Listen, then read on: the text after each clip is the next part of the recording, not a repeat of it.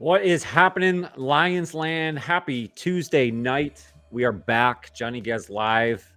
Back again. We were off last week on vacation. I'm so glad to be back. We missed Lions Dolphins. I got to watch it on the road. It was a lot of fun. But we are officially back again on Tuesday nights, and we should be here on Tuesday nights moving forward at 9:30 p.m. Eastern. We're going to have a lot of fun here tonight. Of course, we're talking Lions like we always do.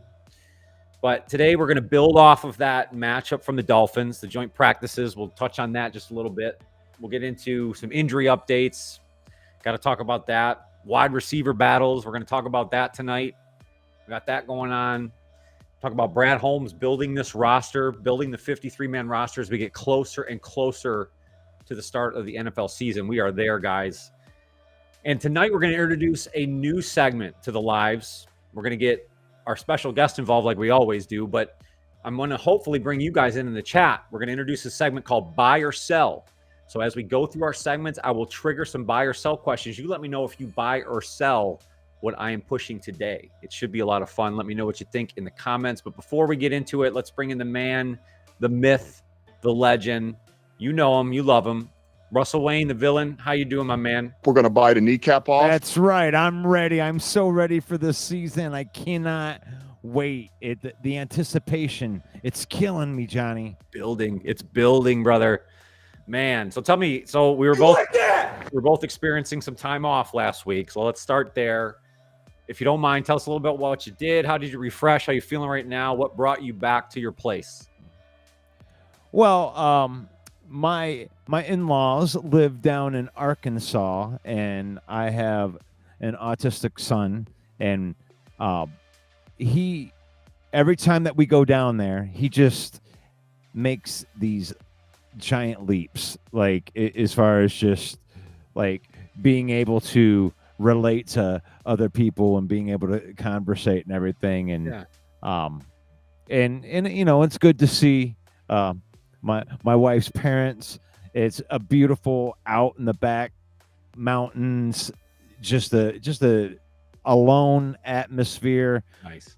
Really just turn off all of the, you know, technology and just sit out there, drink a couple beers with my family, Amen. You know, and relax and just watch Riker just enjoy himself, jump around in a pool, you know, just run out in nature. So it was really awesome, especially when it comes to autistic kids, and especially Riker. Just he's clamped up here. I'm in Flint, Michigan. Our house is, you know, about as big as most people's garage, and you know, just to have all of that wide open space was just such a good thing for him.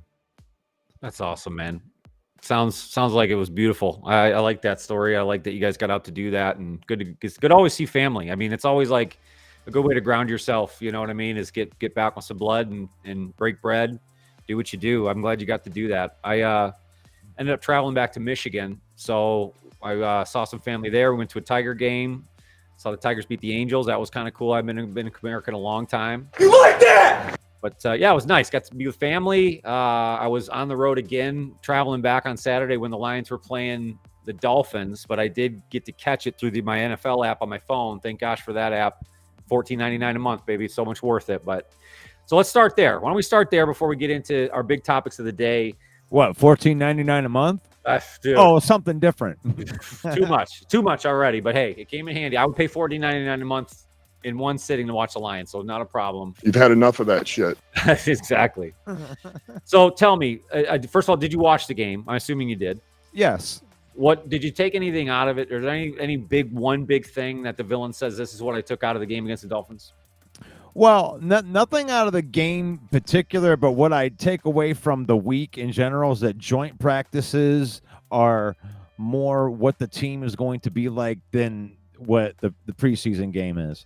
The preseason game, you got to see a lot of battles at the end of the roster. Yeah. You know, I did a little exercise in a video that I'm going to drop out where it's like, I believe that we have 45 spots that are 46 spots that are already claimed on this roster, and not because they're juiced in. It's because they've already earned those spots. And you're going to see a 45-man battle next week for about 8 roster spots, and it's going to be awesome. So if you look at preseason through that type of lens, that's how I saw the game. I saw the battles at the end of the roster, and I love it. I love preseason, but I'm a dork.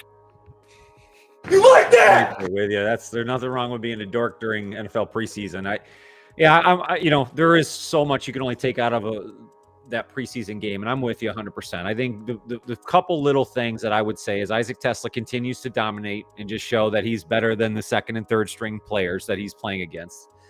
And the other thing is, I think the backup quarterback situation has kind of just worked itself out at this point. It's my quarterback. I just think Kyle Allen has been efficient and has done things right and is controlling the offense the way that they want, the more Goff-esque, if you will. So I think they're happy with that. So we don't need to dive into that situation. But to me, those are the few things that I took out of it. Jake Bates as well, still rolling. So that's always good. You know, when it comes with the quarterback situation, I have to say that I was wrong. I thought that Hendon Hooker was going to come in. I thought he was going to tear up preseason, and it wasn't Hendon Hooker. It wasn't Hendon Hooker. It was Kyle Allen, and he deserves his flowers. I think that he's 100% earned that backup quarterback position. So the question comes: what are we going to do with Hendon Hooker, guys? That's a great question. It's my quarterback. Well, that's a great segue. Let's talk about what we got going on in the chat here. Let's say hello to our friends. I have a little screen I want to pull up when we pull up our chat. We could do this. Woo! Look at that. Kevin Dean, how you doing, man? Look at that. Checking in early. I know, isn't that fun? That is nice. That's nice looking. I'm keeping it rolling. You know what I mean? We're trying new things every time we do lives. It's good. But no, I appreciate everybody getting involved in the chat. And what we're going to do here today is we're going to get into our buy and sell topic. So if you want to get involved, let us know in the chat if you are buying or selling what I'm laying out here. So let's focus in on what we're just talking about, the depth quarterback battle. And Dietrich says it right as I'm about to say it. He goes, Hooker is gone. So let me ask you this. Let's first of all. You've had enough of that shit. You got to kick this off right. All right. So villain, buy or sell. The Lions should keep 3 quarterbacks heading into the regular season, including Hooker. Ooh, I know. I'm gonna have to buy it. They're gonna keep Hooker on the roster, and then they are going to demote him to the practice squad because they can do that and then protect him once he gets there, and then they're going to sign Zadarius Smith. How do you like that? You like that? We like that. I feel like it's coming. We'll totally get there. Let me ask you this, okay? One more on this topic. All right, so buy or sell. Hendon Hooker will take a regular season snap for the Lions in 2025. 1 regular season snap. You know, I'm going to have to sell that one, Johnny. I'm selling it. He ain't going to take it. I mean, he's hoping to be the number 3 quarterback at this point and get a practice squad spot. So sell. All right. I like it. Let us know in the chat. Stop playing with or selling any of these things.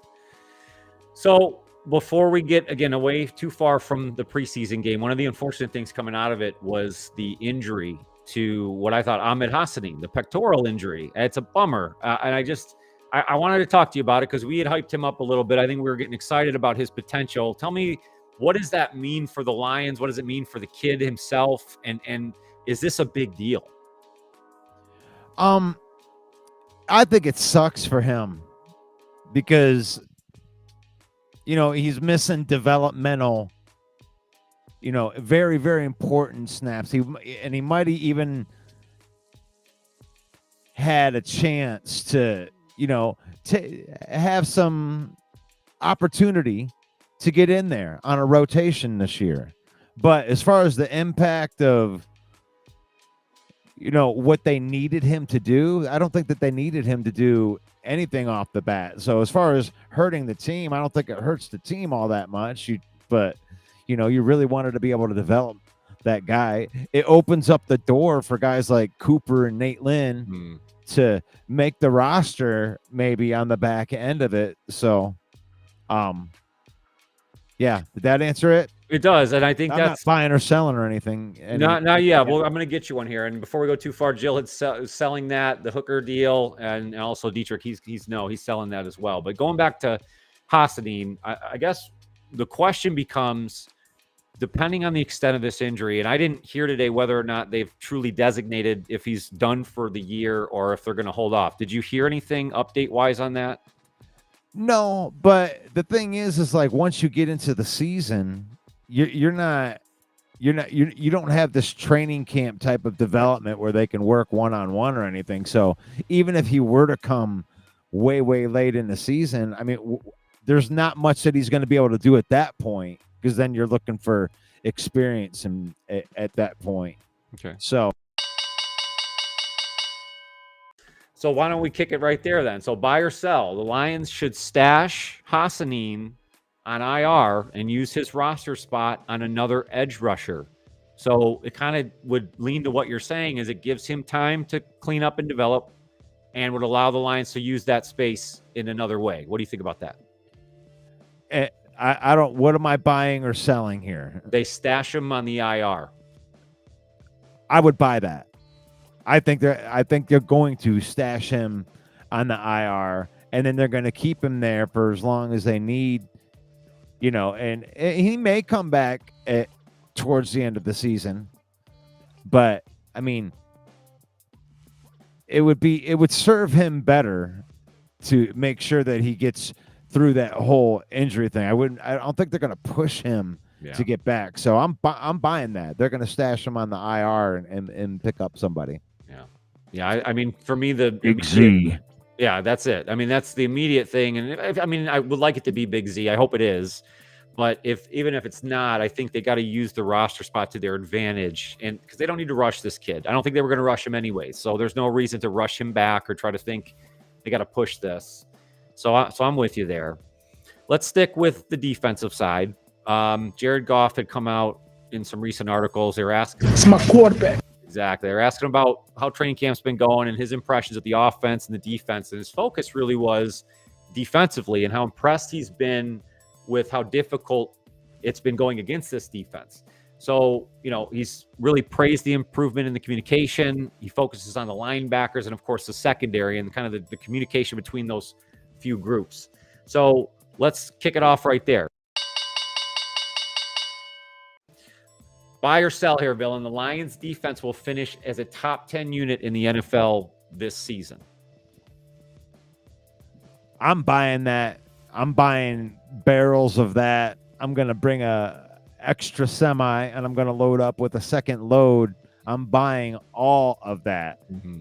We got guys that are peaking at the right times here. You have Brian Branch and Kirby Joseph and Jack Campbell with Alex Anzalone with that defensive line. Hutchinson coming back pissed off. Yep. And then Kelvin Shepard coming in. They saying that he's more aggressive than Aaron Glenn, and they're just going to be bringing it. And they got the players. They got the players that are all heading into their prime all at the same time, and they all get to grow up together. And this defense, I think, could be special. I really do. Yeah. Playoffs.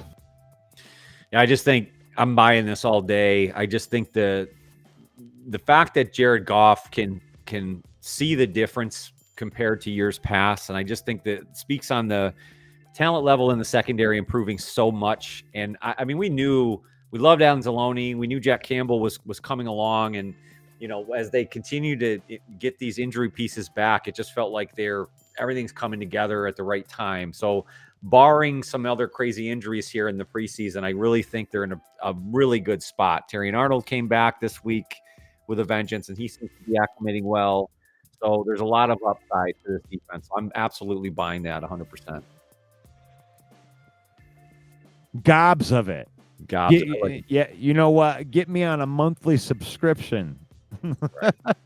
Jill says Joseph and Branch are two of the best safeties. I couldn't agree more with you, Jill. I just think that's where kind of it now starts and ends. I mean, Hutchinson's kind of your motor, but to me, it's like with that back end, you have so much protection. Now let's hope Kirby comes back, as he's still nursing this injury.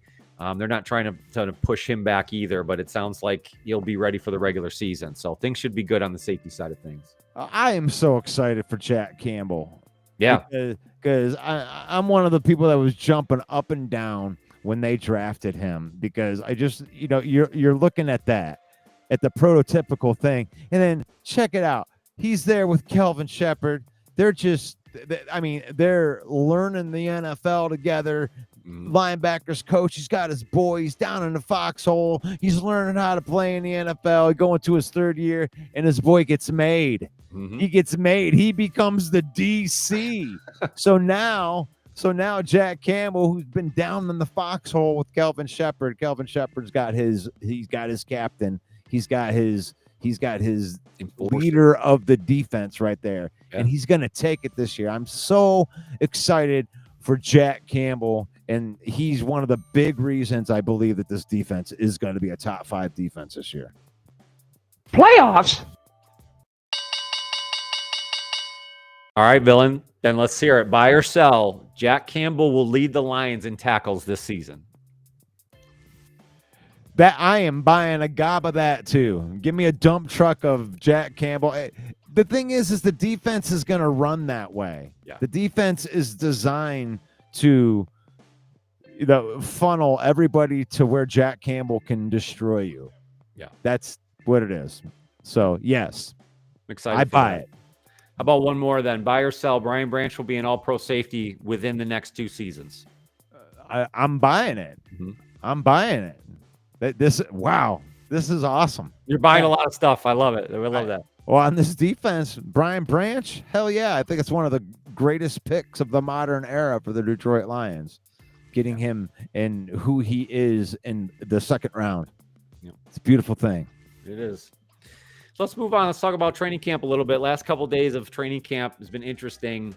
Dan Campbell brought him out in the rain apparently today on purpose, just to kind of get him in the elements. So that was interesting. Tesla continuing to make plays. I saw him go the deep ball over DJ Reed in a video today. That was pretty cool. So let's kick it off right there. I mean, with the Tesla thing, and Tim Patrick came back this week as well. And interestingly enough, you see video coming out of him making touchdown catches. So you can almost feel him and the urgency there. But with the way Tesla's played, we know Tim Patrick's there. I know we've talked about this before, but it just keeps getting more and more hype behind it. Does Tesla supplant Tim Patrick before week 1? I don't think that he's going to supplant like any person. I just think they're going to involve him in the offense. I think he's earning chances to do things within the offense. And one of the things that I think that he's going to do even more than catching passes, Johnny, is he's going to be blocking the shit out of some people and springing long runs with Jahmyr Gibbs and David Montgomery. I think he's going to be a demon in the run blocking. And I'm not saying on the line of scrimmage. I'm saying 20 yards down the field, he's going to be sealing the block that is going to spring a touchdown. And the other thing is, whether it's Tim Patrick, I mean, he could be supplanting, or spelling Jamison Williams, because you could put him on the outside and he can run the outside routes and run the deep threat stuff too. So Tesla, I think, is going to be involved. I don't think it's going to be I beat out Tim Patrick kind of thing, but they're going to look to involve him and involve him early. Okay. All right, so let's buy or sell, Villain. Buy or sell Tim Patrick 5+ TD catches this season. I am going to sell that. I'm going to sell that because he only had 3 last year. And so I think he's great for what he is. The 5th target, after Gibbs and Laporta and Amon-Ra Jameson.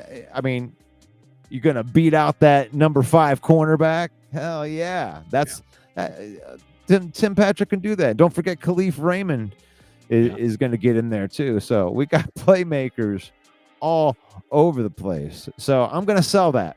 Okay. I'm going to sell that. Fair. That's been Tim Patrick's mantra. I like that idea of like, look, I got playmakers ahead of me. I only got to beat their worst cornerback. So if I got to only do that, I'm going to be okay. I think the young guys will fuel him. So I also would sell 5+. I thought that was a little much when I looked at it the first time. But if he's more motivated, does that get him more involved? I don't know. But either way, I like that the guys are pushing each other. It seems like it's good competition for them all to have. And I think it's ultimately going to make the Lions offense way better this year. So speaking of just spreading the wealth and having balls go all over the place, Jameson Williams, buy or sell. Oh, I just realized what came out of my mouth. Jameson Williams will have over 900 receiving yards in 2025. Why 900? I don't know. It's a weird number, right? Yeah, I mean, he had 1,000 last year, and I just off of volume. Let's just look at this from a volume standpoint. He only caught like 50 balls last year. I think he's going to catch between like 70 and 80 balls this year, and he'll keep probably right around 15 yards per reception because that's what he does. Yeah. And I mean, yeah, he's going to have, I think he's going to have 12, 13, 1,400 yards. He's going to have yards this year. All right. That's a mega buy. I'm with you there. Mega buy. Mega buy. Mega sale. All right. How about on the running back side? Buy or sell? Jahmyr Gibbs leads the Lions in touchdowns this season. I'll buy it. I'll buy that. I mean, he's the workhorse. That's what they're going to be doing. They all have chances to score. I think we have so many playmakers, it's ridiculous. But he's going to have the most chances with the ball. Whether it's going to be, because I know they're going to involve him more in receiving this year. Got him out there running routes while David Montgomery's in the backfield. Dude, that is just a sick thought right there. Set it up on your Madden. Yeah, they had him throwing passes in practice, David Montgomery. It was good stuff. All right, man. Like that? Well, let's move forward here. I know one of the big topics this week, because it's still lingering, is Trey Hendrickson. And I've made my stance on this, and it's just, I can't stand, especially Lions fans, still trying to convince themselves that they got to go make that big move, or they got that, like, this is the guy because there's an option there. You got to do it. I heard some Brad Holmes speak this week where it left the door open for it. So I guess what I'm asking you here, Villain, is do you buy any of the idea that the Lions need to go after Trey Hendrickson still? Let's start there. No, and then a double no. We have to pay Aiden Hutchinson, like the core of this team, staying together. I'm selling that. There's nothing there, and I get myself in trouble because it's all this hypothetical bull crap that doesn't, like, he isn't going anywhere. He's probably going to be a Cincinnati Bengal when it's all said and done. I still believe that, but are they going to give a first-round pickup? And I heard talks of Brian Branch. That's ridiculous. Brian Branch is better than Trey Hendrickson. Yeah. Just straight up. I'm going to take Brian Branch, not necessarily because we don't need a pass rush, but because Brian Branch is 22 years old, and he's just, he's going to be in his prime in 2 or 3 years, and he's already an all-pro. Mm-hmm. That's why would you even think about trading the core of your team for a 31-year-old guy that was really good last year? I wouldn't do it. We got another Trey that was really good and way overspent on him. His name was Trey Flowers, and he was the best defensive end. We have to do it. If we don't do it, then we're stupid, and we go and do it, and it is what it is. I'm not saying he would be a bust here. I'm not saying it wouldn't be great to have Trey Hendrickson here, but the cost, it isn't there. Yeah, it isn't there. I want to pay Brian Branch. I want to pay Sam Laporta. I want to pay Aiden Hutchinson. I want to pay Jamison Williams. I want to pay the guys that are here that are young, that were drafted, that were part of the deal, that know what's up, So sell. Absolutely.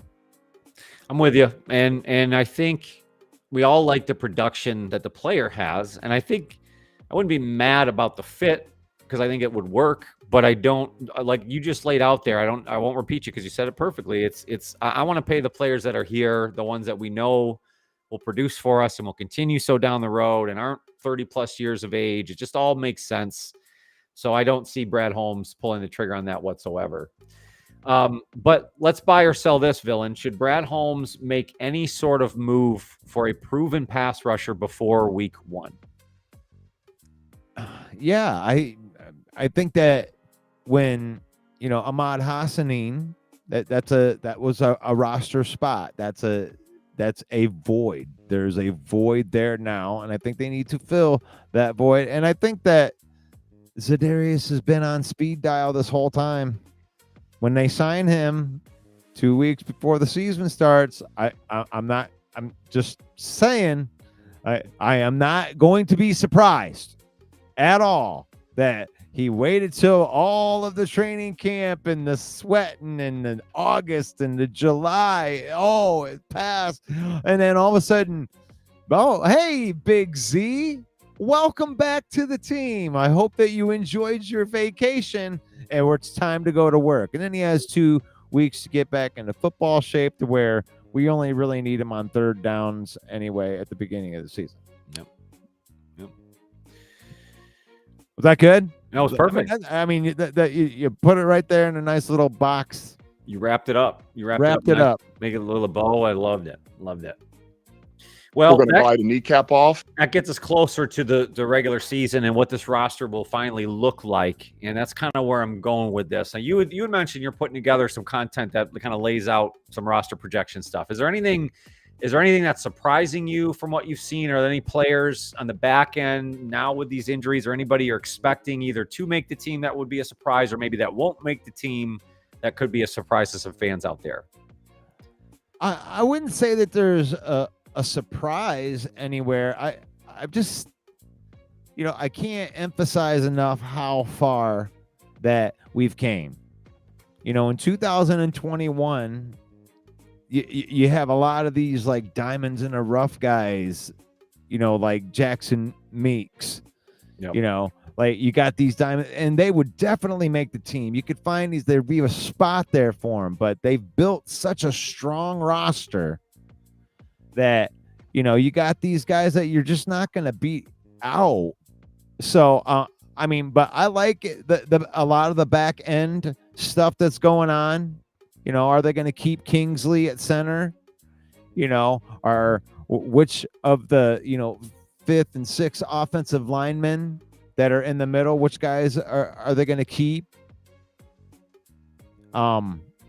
Whiteside, as a safety. I mean, is he going to be able to make the team? Because you got Brian Branch, Kirby, and Maddox probably slotted in as guys that are unquestionably going to have a roster spot. And then you got maybe one more spot at safety, right? And cornerback. You got your Terrion, DJ Reed, Amik Robertson, and, Khalil Dorsey now. And then you got a battle with a bunch of guys trying to get that 5th spot if they even keep 5 of them, So the question to me isn't really, the battle per position. It's like they're solid everywhere. So the question becomes, which position is the one we're going to keep extra players in? Are you going to stack up on them wide receivers? Are you going to keep more pass rushers? So you're not competing position for position anymore, Johnny. It's across the board. It's like, who's going to bring the most value? Which one of these guys can make it through to the practice squad and that we still want? They got to do some finagling and some roster gymnastics to try to keep 69 guys that are going to help the team. You brought up a couple players that are on that cusp, and I think one of the guys is wide receiver Jackson Meeks, who I know, Tesla's getting a lot of the love, but he's under the radar scoring touchdowns. He had 7 catches in the preseason game, and I think now is putting him in a spot where it's going to be hard to not put him on the roster. So it kind of comes down to between him, Jackson Meeks, and then Dominic Lovett, the guy that they drafted, and who gives them more value. And I think between those two guys, do you have a preference in that case? Like, I know Lovett is more of a special teams ace versus Meeks, who's going to give you more offensively if you needed to use him in the wide receiver role. Does one carry more weight in the current roster for the Lions? I mean, first of all, it's like, how many wide receivers do you want to keep? Do you want to keep 6 or do you want to keep 7? And if you're keeping 7, that's still, gosh, a lot. That's a lot of wide receivers to keep. It is. And we just have some good ones. A guy like Jackson Meeks is, as much as everybody likes him, I think that he's going to get cut. And Lovett might get waived too. I mean, we'll have to see how many wide receivers they're even going to keep. Right. Because there's some people in other positions that I would like to see make the roster. I would like to see Nate Lynn, get it. I mean, these are guys that have just been playing good, and the blue chipper guys that are winning these practice competitions, because I know that we practice in a way different way than any of the other teams do. What's up, Darcy? What up, Darcy? Man, it's good to see you on there. I love your Wednesday night show with John Macaroon. I think you had a birthday recently. You do a great job with that, and happy birthday. Thanks for joining the show. We're doing buy or sell here for our Lions in preseason and camp. If you want to get involved in the chat, we would love to have you. So we're talking about kind of roster projections and 53-man rosters. We're getting closer to it. You mentioned Nate Lynn. I think the Ahmed Hassan injury might open up that opportunity then for Nate Lynn to get on the roster. Maybe that's where he fits in. Like Eric Hallett, the safety, had kind of worked himself in. Nick Whiteside, you mentioned. Those are guys over the past week or so and change, and in the Dolphins joint practices, really made a name for themselves. In my personal opinion, they're probably more likely to overload on the cornerback side of things, defensive backs, considering what they had to go through last year. So I think they want to make sure they have the depth and versatility there. I think they know what they're going to get out of their top 4 wide receivers, and as long as somebody doesn't get injured, they're okay with it. So I would lean with what you said. I'd more likely want to see them keep a roster spot on the defensive side rather than keep 7 wide receivers, And then when I say the roster gymnastics, like take a guy like, Eric Hallett, Nick Whiteside. These are guys that, they might get picked up by another team, but they might actually take a chance to waive those guys, and with the understanding that they'll come back and be on the practice squad. Yeah. So you got to think, which of the guys do you have a better chance that they would make it all the way through waivers that you could maintain? And that's one of the reasons I don't think that Hendon Hooker is going to get waived, because somebody will just pick him up because, they'll take a chance on him, So I think they believe in Hooker because this is only his 3rd year right here. I think they believe in to continue to develop him. Yeah. So I think they want to maintain him at, in some capacity, even if it's on the practice squad and they just got to protect him all year. Yeah. Steve Tracy says, do you think we are going to make a splash with edge or we stand pat? And we did kind of just touch on that. I think both, and I don't want to speak for Villain, but I think both of us agree that we could see them making a move. It's not going to be the Trey Hendrickson thing at all. That is definitely not going to happen. But does Z work himself back into the mix? I think that's the most logical thing that we see happening, is they ultimately allow him to wait out camp. They bring him in, they get him set for the regular season, and then deploy him as needed. He's basically your special weapon defensively. That's how I see it. Do you see kind of the same deal here, Villain? Yeah, I mean, I look at it like it's like Paul Heyman. He's got this plan. It's in the works. We thought it from the beginning. Hey, Z, we're just going to wait. until the final preseason game, and then when we do our final roster deals, we'll make a spot for you, and then we're gonna sign you. So he'll get signed on Monday next week, and that's what I've thought since the day that they cut him, the day that they got rid of Za'Darius's contract, which that's all it was getting rid of a contract. I knew that next Monday they're going to re-sign Za'Darius Smith, and he'll be a Detroit Lion. Let's go, Z. We need you, man. Come back into the mix, brother. Everyone would feel so much better about their lives if you would just please put that Lions jersey back on. And I'll put on my surprise face. I'll be like, oh gosh, Johnny, I can't believe it. They re-signed Za'Darius. We'll make a whole video about it. We'll talk about it. Yeah, it's going to be great. You've had enough of that shit. Exactly. I'm open to it, though. It's going to be great. So let's. I got to hit one more before we get going into something else. Another buy or sell for you, and this is kind of in thinking about the Lions 53-man roster. So buy or sell here, villain. The Lions 53-man roster is the most competitive in the NFC. Oh, I could buy that. But I don't. I admittedly don't know enough about all of the other rosters. Maybe more about the NFC North rosters, but as far as all of the rosters in the NFC, I don't know. But it's pretty damn competitive. You know, when you talk about 45 roster spots that are pretty well taken, and then you got about 8 slots left for 45 guys. So that's a bloodbath. That's a bloodbath. I'm gonna do special teams and wash all your cars. You know, I'll do anything. Anything. Give me a broom, baby. Oh man. All right. So the ultimate buy or sell. This will be our last one for the night, and then we'll just shoot the crap here the rest of the time. Okay. This is the ultimate question. We'll come back to it when we do the State of the Lions and right before the regular season. I'm sure we'll hit this a million times. But for the first session of buy or sell for Johnny Gaz Live, let's hit it with this, villain. The Detroit Lions are legit Super Bowl contenders this season. Buy or sell? Me, back up the truck, and I am going to fill the entire truck up. Give me all of that. I'm buying all of that. Yes, we are Super Bowl contenders for as long as Hutchinson and Sewell want to be here. That's it. Maybe that's the best way to put it. And a great transition because Darcy goes hot topic trade for Henderson for Sewell. No picks, straight up trade via Jeff Risson. I think that would be the most ridiculous ass backwards. And no offense to you, Darcy, if you agree with that. I think you're just sharing the information, so I appreciate it. I would question my Lions fandom with Brad Holmes if he traded away the heart, the soul, your best player. It just can't happen. Dylan, tell me you agree with that. That would be idiotic.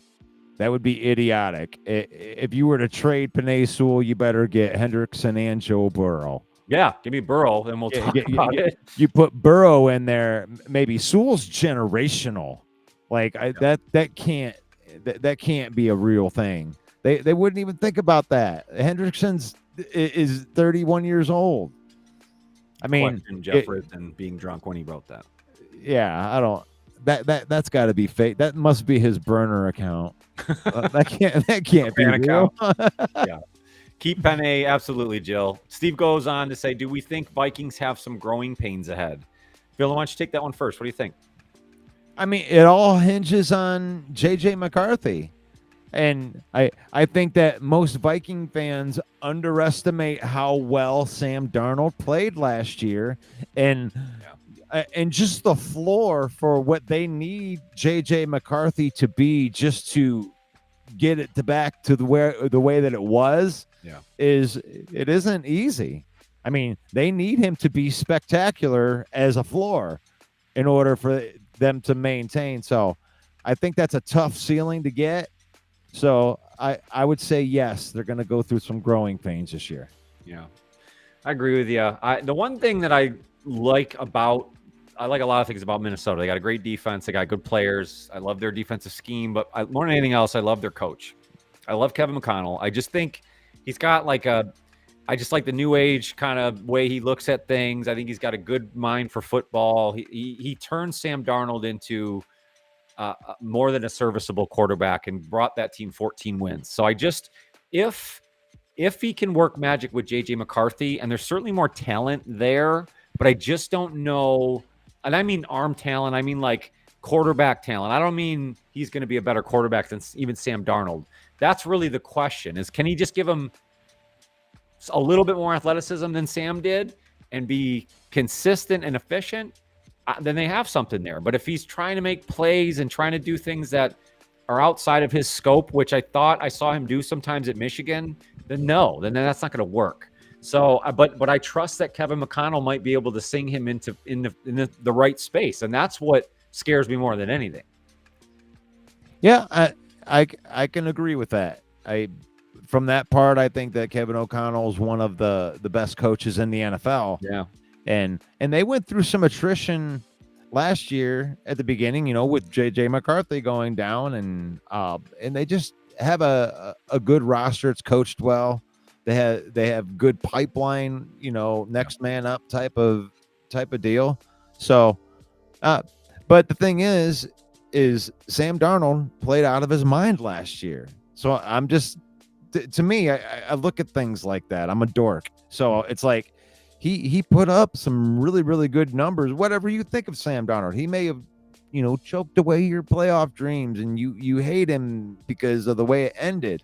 But he had a great season. Yeah. He was hitting his receivers. He was hitting them in time, and he was running. If he needed to run, he would escape and run for the first down. So they need McCarthy to be that. Yeah. Like, that's what he was when they won 14 games last year. Is McCarthy going to be that right out of the gate? I don't know. Maybe. It's my quarterback. It's been done before. Yeah. They have the weapons to do it, but just to assume that McCarthy's better than Sam Darnold, that, that's kind of disrespectful to Sam Darnold and what he did last year. That's fair. TBC, I appreciate you joining us. He says, ask for thoughts on JMO. I'll start with this. I mean, we talked a lot about JMO on the channel. We've hit on this a ton, but I think, I threw out a buy or sell today about yardage over 800, and I think we both kind of laughed that away based on where he was last year and where we think he's going to be used in this offense. And Villain said it. I think he averaged 15 yards per catch, and if he hits a certain number of catches, the odds are that number is just going to increase by tenfold. I really think, based on what they're allowing JMO to do now in this offense with his expanded route tree, his hands are getting a little bit better. I think obviously his in-game confidence is to the point where I think he thinks he can make any play on the field. And that's a scary combination of things, on top of the fact that they already have the speed and can stretch the field. Now they can deploy him any way they want. Let's hope they don't let him throw the ball ever again, because he doesn't need to be doing that. Please. But besides that, he's going to have a career year. And I think this could be a Pro Bowl season for JMO. So that's where I put him this year. I mean, the thing is, it's progression. Ad nauseum, I've talked about that on this program, that it is the most dangerous thing that a team has is progression. It's more dangerous than any one person. Darcy, who is villain? I'm the villain. I'm the 313 villain. That's me. I'm the villain. You can like me or you can love me. Either way. But I think that the most dangerous thing that a team has at its disposal is progression. And Jameson wasn't available the first year. Second year, kind of got into the gambling thing. Third year, he went and got his 1,000 yards. You can tell what he is. And then he had to put an off season together. So this is the progression. It's all led up into this point, but he hasn't had the opportunity yet. I'm not saying that he didn't do well last year, but 50 catches, he did some stuff. He did some stuff last year, but I think Johnny Morton is like, well, wait a minute.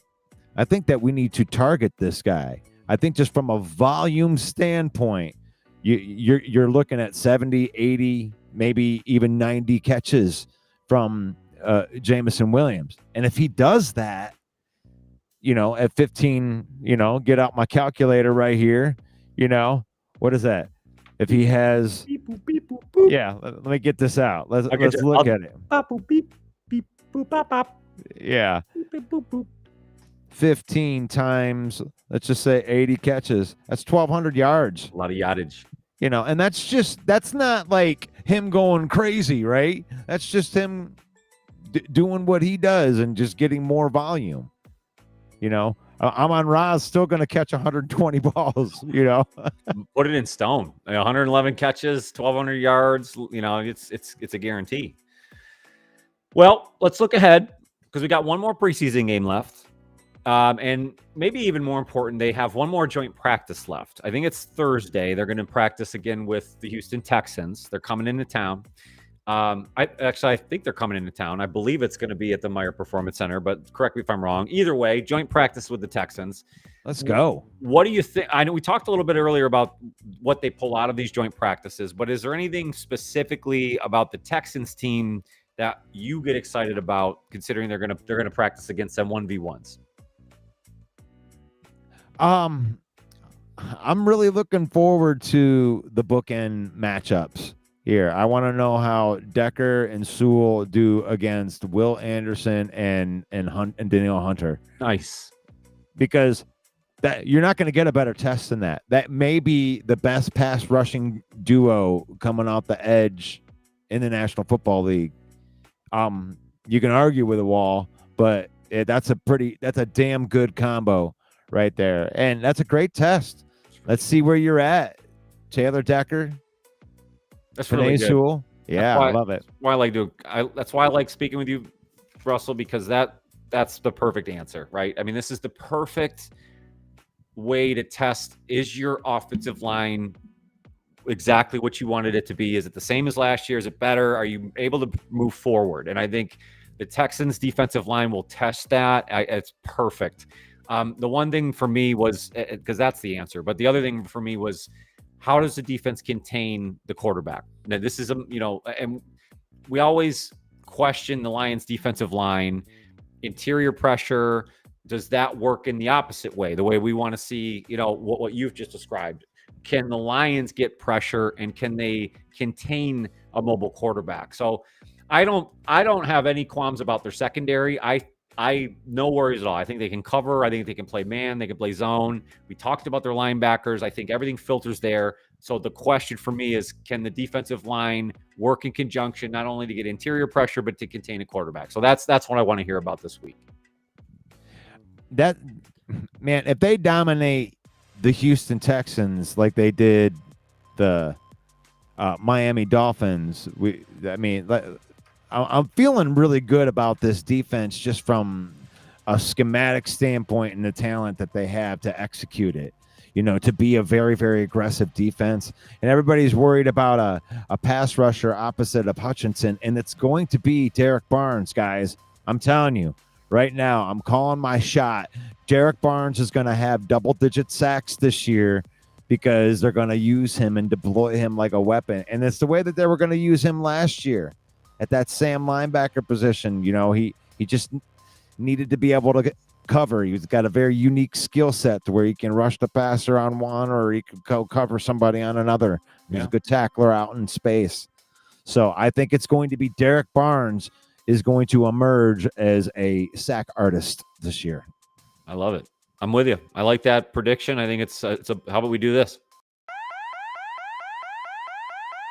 Take City from the villain, baby. I love it.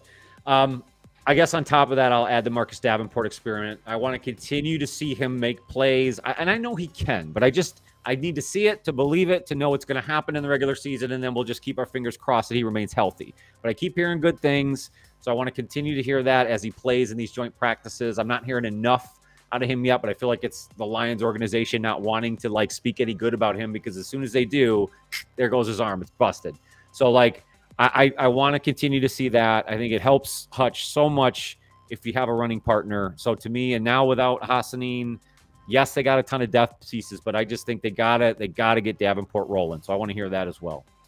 They gotta crush that can. I think that their defense, because Dan Campbell was talking about earlier in this offseason about like pass rushers doing their jobs. Like, I don't need you to get sacks. I need you to do your job. No, I don't care if you can run way behind the quarterback every once in a while and clean up a sack and pad your stats. I need a guy that's going to do the job. Yep. So if they crush that can, they're going to give that's what they're going to do is open up opportunities as much as they can. Their defense is designed around making everybody worry about everybody else other than Hutchinson, and having Hutchinson find somebody on that line and say, okay, you're my bitch. And now I'm going in this way. And you need a Robin. You do need a Robin, but even Davenport with his power style, it's crushing that can. He may get some sacks this year. I don't think he's going to have double-digit sacks, but if he plays his part right, he's going to get some sacks and passing by crushing that can. But he's not going to be trying to go around and behind and going that way. I don't know if that makes any sense. Am I making any sense? Okay. No, it absolutely does. I mean, and let's add to the player here. It sounds like today the Lions return Mekhi Wingo from the PUP list. So they're adding to that defensive line, which I know it's on an edge or that opposite end of Hutch, but they used Wingo all over the defensive line last year. So I think that helps. Any little addition and getting him back into the mix sounds like he could be ready for the opener. I won't quote that just yet. We'll see how he progresses on the next week and change, but that certainly helps. Darcy, I see it, and let's put it together. I think we tried to connect a little while back. It just didn't work, but I'm up for it if he's down. So anytime, let's DM and figure that out. That'd be great. So what else, Villain? You got anything for us today? Any hot topics? Anything you want to hit on before we wrap up today's show? I'm good. I'm doing the best that I can here. We're kicking ass and taking names, brother. Again, we introduced a new segment today, Buy or Sell. I thought it went okay. I'd love to see a little more involvement with folks in the chat and see if we can maybe get some more fun behind those questions. So maybe we'll bring some more color to the segment next time we introduce it. But I appreciate everyone for getting involved and starting to kick this off as we continue the Johnny Gaz Live every Tuesday at 9:30 with Russell Wayne, the Villain. And before we end this thing here, buddy, just tell them where they can find you, what you're working on, what you're excited about. Just give a shout out to yourself. Well, you can find me on the interweb at, let me find my guy here. Oh no. Right there. There it is, baby. The Villain Report. I do stuff daily on the Villain, the 313 Villain Squad on Facebook. I'm affiliated with the Detroit Lions News Podcast with Joe Chapp and the boys over there. I appreciate them allowing us on their network right there. You can find me on Facebook, on YouTube at Lions Villain Squad. I'm not really doing the morning deal anymore. I'm trying to find a good spot that I can do my dailies because I'm going to get back into the daily lives here so we can talk some football because we're getting close. We're getting close, Johnny. So close. A couple weeks away, bud. And before you know it, we'll be talking about the matchup with the Packers. Man, it's going to be fantastic. I can't wait. But we'll come back next week. Hopefully same time, same place. We'll have another fun group of topics. We'll be talking more preseason Lions. We'll be recovering from the last preseason game. So we'll kind of round in and shape the roster, I'm sure, at that point. Any other surprises or updates, we'll get into that as well. But again, I just hope everybody has a fantastic night. I appreciate anybody who's joining and got involved in the chat. Thank you, Villain, always for having some fun conversation with the Lions. I hope everybody has a great Tuesday night and the rest of the week. Villain, thanks a lot, buddy. I appreciate you. Take it easy, Johnny. Later, bud. All right, before we go, let me flip this over. Again, everybody in the chat, I appreciate you. NFL and LOL, Lions are trash. Hilarious. Yes. Okay, come at us with something better than that. No, but Steve Tracy, Darcy, thank you for being involved in the chat so heavy and often. Appreciate you guys. It's so much fun to do this and talk Lions, and being able to go live like this was kind of something that was scary to me at first, but the more we do it and the more comfortable we get, it's just kind of becoming second nature. And it's just, again, so much fun to get hyped around our favorite team. We got the regular season to look forward to, and we're going to have a lot of fun with these segments. So I'm working on more 3-minute drills coming up this week. A bunch of shorts that'll come out each and every day. Lions content on Facebook, YouTube, X, all the socials. If you search Johnny Gaz Sports, you will find my content. Again, I appreciate all your time. You guys take it easy.